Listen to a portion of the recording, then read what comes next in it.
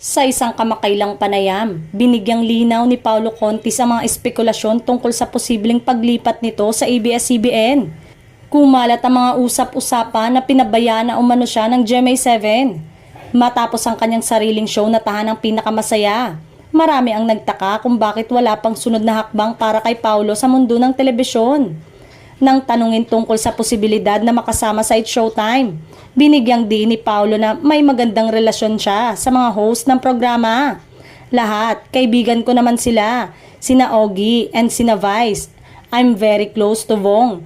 Lahat naman yan, very open tayo. Pagbabahagi ni Paulo.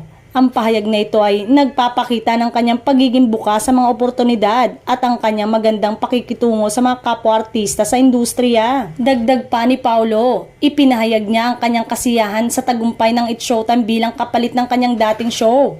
Ito ay isang senyalis ng kanyang positibong pananaw at suporta sa mga kapwa-programa sa telebisyon na nagpapakita ng kanyang profesionalismo at pagiging sport sa industriya. Bagamat hindi direktang sinabi ni Paulo na may konkretong plano na sumali sa It's Showtime, ang kanyang mga pahayag ay nagbibigay ng hint na bukas siya sa posibilidad na ito kung mayroon ng tamang pagkakataon.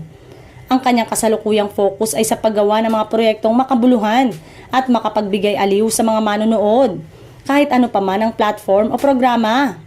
Pangarap din umano nito na mapabilang sa serye ni Coco na Batang Quiapo. Ayon sa actor TV host, lahat naman daw ang pangarap yung bilang artista. Hanga din daw siya sa aktor na si Coco pagdating sa mga artista dahil sa dami nitong nabibigyan ng trabaho.